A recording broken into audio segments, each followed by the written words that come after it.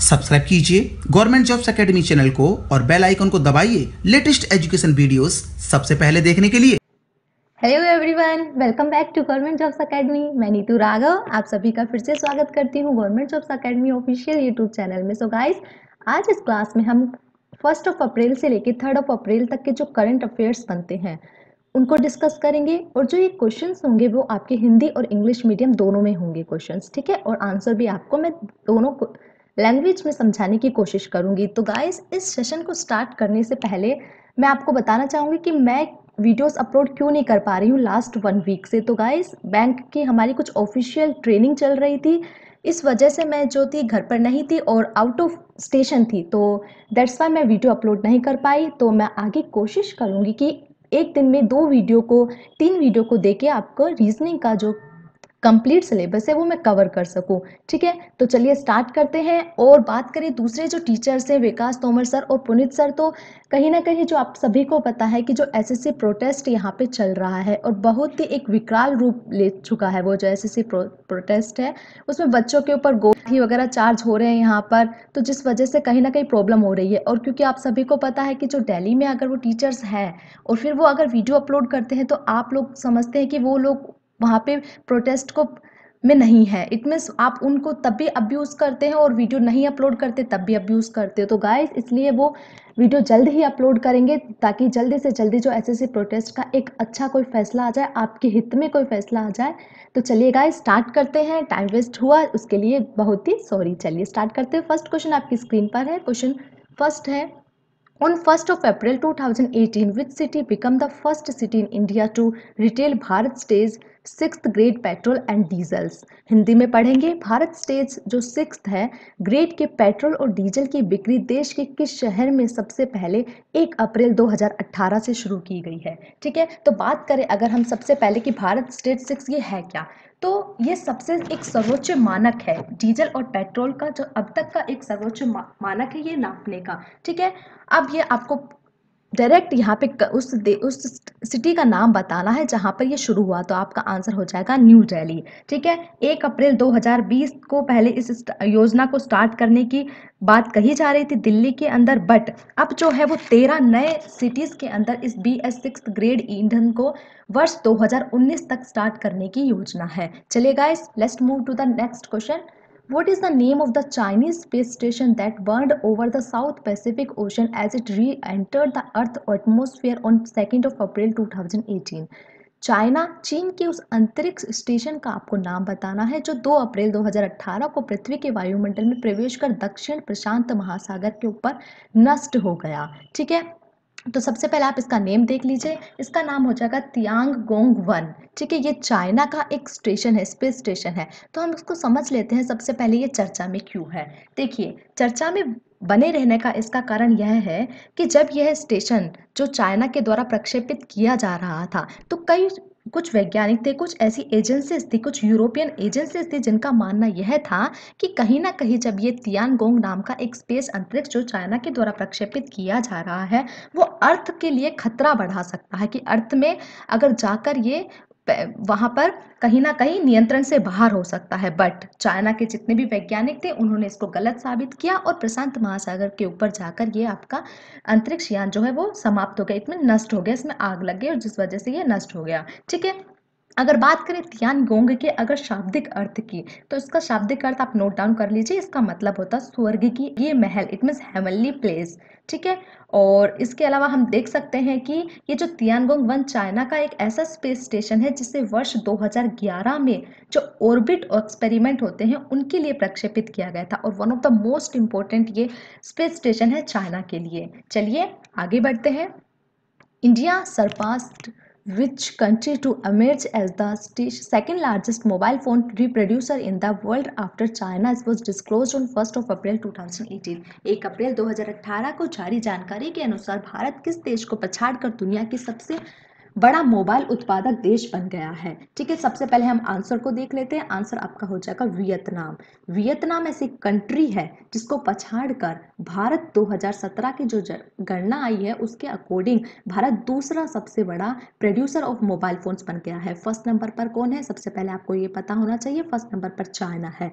ठीक है, ये आंकड़े जो है वो ICA इंडियन सेलुलर एसोसिएशन द्वारा दूरसंचार जो हमारे मंत्री है मनोज सिन्हा तथा IT मिनिस्टर इंफॉर्मेशन टेक्नोलॉजी के मिनिस्टर रविशंकर प्रसाद, इन दोनों ने कुछ प्राप्त सूचनाओं के अकॉर्डिंग भारत 2017 के दौरान चाइना के बाद वर्ल्ड का दूसरा सबसे बड़ा उत्पादक देश बन गया है। ठीक है, अगर हम बात करें 2014 में जो गणना हुई थी उसमें वर्ल्ड में इंडिया की भागीदारी 3% थी, जो अभी बढ़कर 2017 में 11% हो गई है।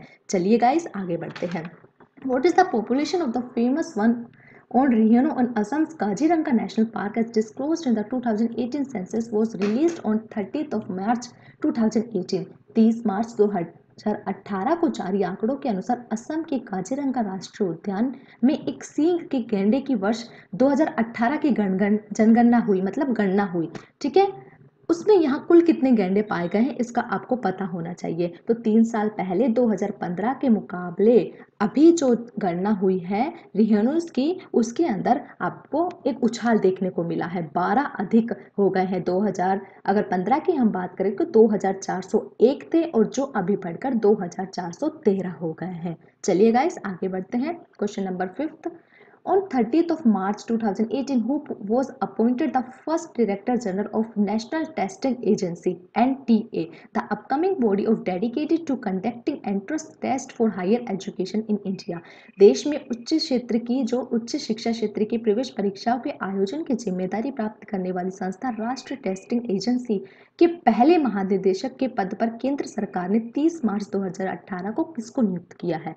तो सबसे पहले आप आंसर देख लीजिए, आपका आंसर हो जाएगा विनीत जोशी। अगर बात करें विनीत जोशी की तो CBSE के जो पूर्व अध्यक्ष थे, ये CBSE केंद्रीय माध्यमिक शिक्षा बोर्ड जो है उसके पूर्व अध्यक्ष रह चुके हैं। ये 1992 के मणिपुर काडर के बैच 1992 बैच के ये IS भी रह चुके हैं। ठीक है, इनका जो अपॉइंटमेंट हुआ वो 5 साल के अपॉइंटमेंट हुआ है। ठीक है, अगर बात करें कि NTA के बारे में कि जो नेशनल टेस्टिंग एजेंसी है, जो नेशनल टेस्टिंग एजेंसी है उसे सेंट्रल कैबिनेट ने, केंद्र सरकार ने अक्टूबर 2017 में स्थापित किया था।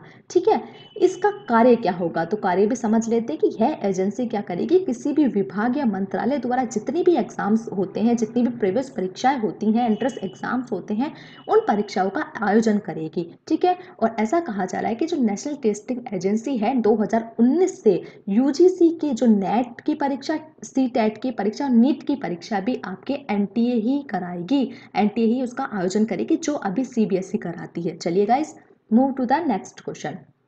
Share prices of ICICI Bank slumped drastically on 2nd of April 2018 to log its biggest single day drop in 2 years, primarily due to which reason? ICICI bank के शेयर मूल्य में 2 अप्रैल 2018 को हुई भारी गिरावट का मुख्य कारण क्या था?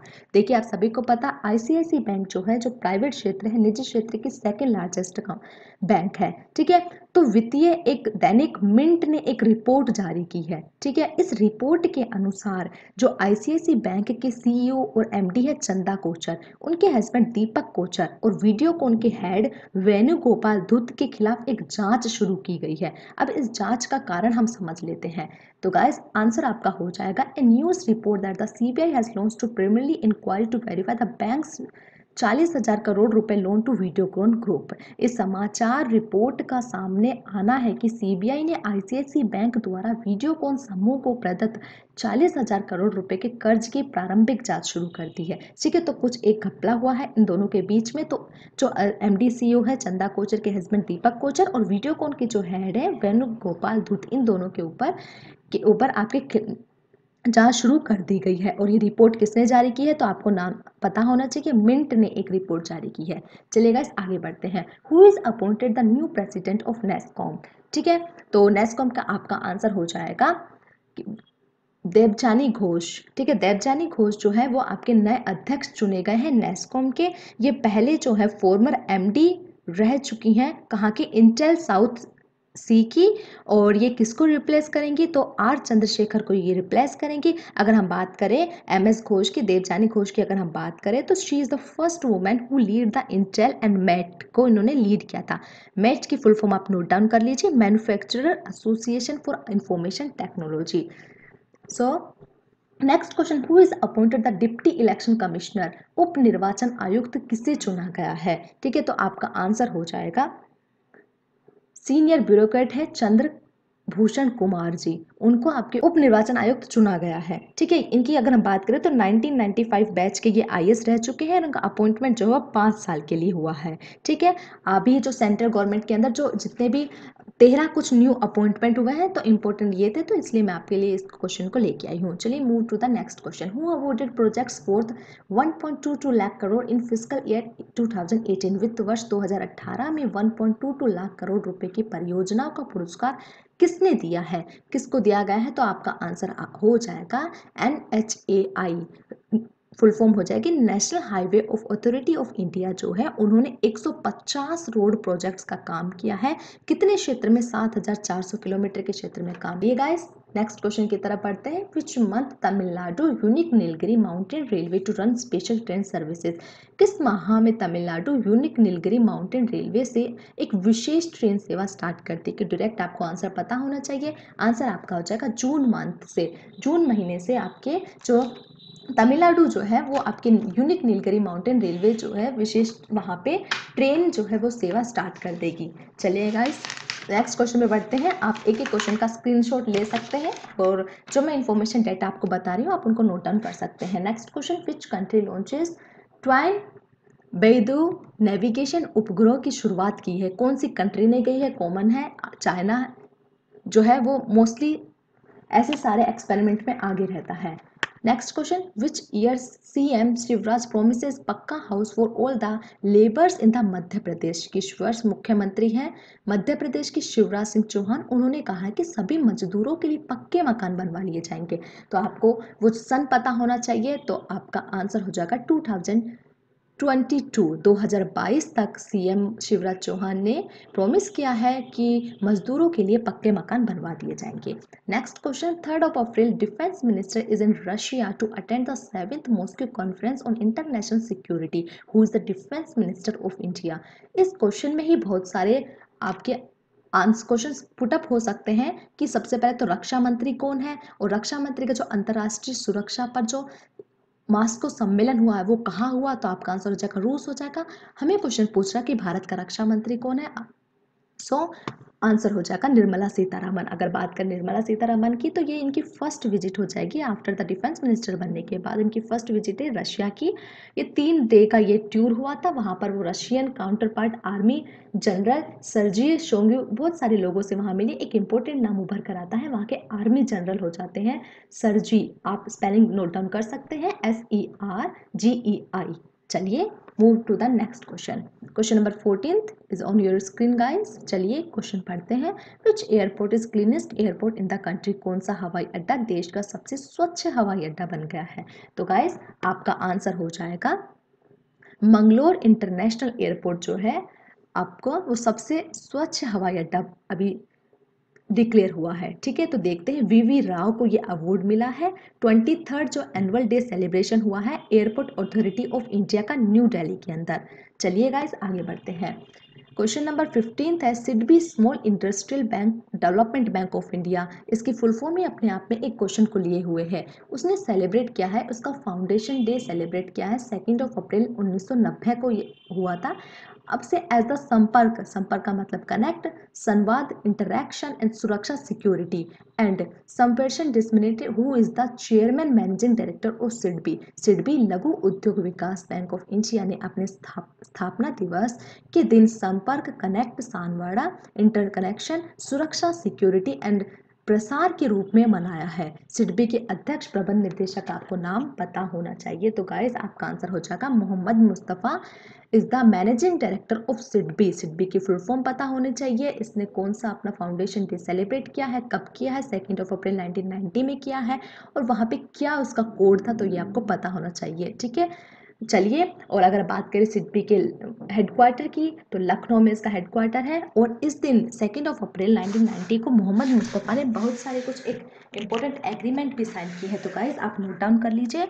एक मेमोरेंडम ऑफ अंडरस्टैंडिंग साइन हुआ है new India insurance private limited तथा 2 MSME के बीच में एक इंश्योरेंस पॉलिसी से लेकर इन्होंने क्या किया है, एग्रीमेंट साइन किया है। ठीक है, उन्होंने एक लॉन्च की है, एक समृद्धि नाम की एक वर्चुअल असिस्टेंस जो है वो भी लॉन्च किया है, समृद्धि नाम का है। ठीक है, उसके अलावा ड्यूरिंग द डे इस बैंक एबिलिटी किट लॉन्च किया है। बैंक एबिलिटी जो किट है वो कौन कौन सी बैंक उसके अंदर है, तो बैंक ऑफ बड़ौदा और IDBI बैंक जो है उनके साथ पार्टनरशिप में करके सिडबी के जो मैनेजिंग डायरेक्टर है मोहम्मद मुस्तफ़ा ने एक बैंक एबिलिटी किट को लॉन्च किया है। तो गाइस ये जो इम्पोर्टेंट क्वेश्चंस हमारे कवर होते हैं। Thank you for watching my video and आप और वीडियोस को पाने के लिए सब्सक्राइब कर सकते हैं गवर्नमेंट जॉब्स अकेडमी चैनल को, और आप कमेंट कर सकते हैं। और फिर से एक बार सॉरी जो डिले हुआ है 1 वीक का, और मैं पूरी कोशिश करूंगी उस डिले को मैं फुलफिल कर सकूं। और मैं रिक्वेस्ट भी करूंगी कि और टीचर से अगर आपका सपोर्ट रहा तो वो जल्दी से जल्दी अपनी वीडियोस को आपके लिए जल्द ही अपलोड करेंगे।